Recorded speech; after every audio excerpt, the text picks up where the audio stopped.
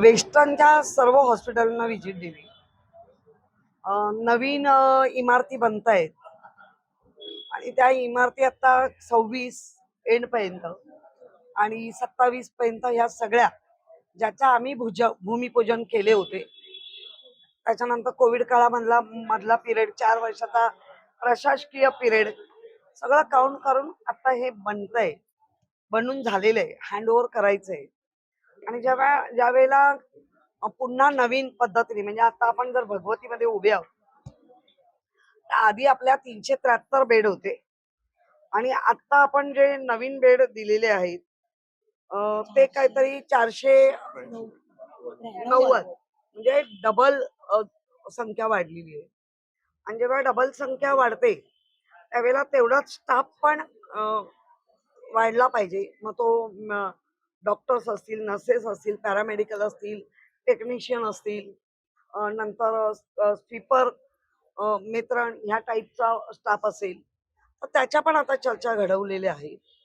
आणि त्या चर्चाअंती असं कळतंय की काही फाईल डीएमसी लेवलला थांबतायत तर काही फाईल एएमसी लेवलला थांबतायत. माझं म्हणणं आहे तुम्हाला हॉस्पिटल मुंबईसाठी एवढे 500 करोड खर्च करून आपण हे बनवलंय तर जितक्या लवकर आता उद्घाटन कोणाच्या हस्ते होण्यापेक्षा लवकरात लवकर लोकार्पण होणं महत्वाचं आहे. आणि ते लोकार्पण करत असताना अनेक म्हणजे आता जेव्हा मी ऐकलं स्टाफचा आला तर प्रमुख लेखापालकडे फाईल अडली. प्रमुख लेखापाल नाही ठरवू शकणार तो किती स्टाफ पाहिजे आणि आपल्याकडे आयडियल रेंज आहे पेमेंटची त्याप्रमाणे मिळणार आहे. काही आपला इथला काही स्टाफ हा कुठच्या हॉस्पिटलला शताब्दीला आहे. आता शताब्दीवर ना इथे आणायचं झालं आणावंच लागेल कारण ह्यांचा जो सीआर असतो पूर्ण जॉईन झाल्यापासून तो एंड पण तिथेच झाला पाहिजे. त्यामुळे उद्या 20 कमी पडतील तर शताब्दीने तो विचार करून मागावा.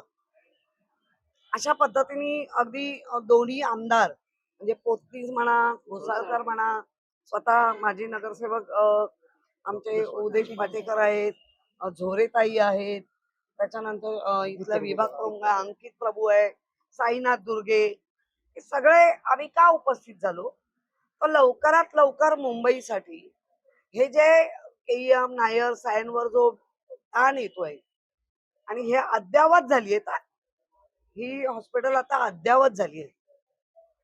मॉड्युलर ओट्या आपल्या बनल्या आहेत आणि त्यामुळे लवकरात लवकर लोकांच्या सेवेत हे घेऊन या. उर्वरित ज्या काही गोष्टी आहेत त्या गोष्टी पर्यंत आपण एमसीकडे बोलू. आरोग्याचे मंत्री आहेत आमचे कोल्हापूरचे त्यांच्याकडे काही प्रश्न मांडू. पण हा लवकरात लवकर लोकार्पण सोहळा व्हायला पाहिजे आणि ते कराच हे सांगण्यात या.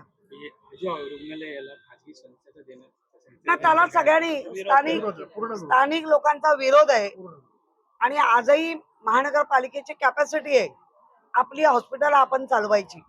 ज्यांची नावं येत आहेत त्यांचे रेकॉर्ड खराब आहेत.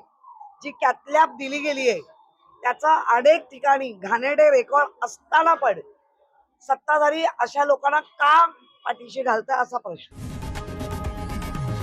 लोकशाही मराठी ऐका, पहा, जागरूक रहा.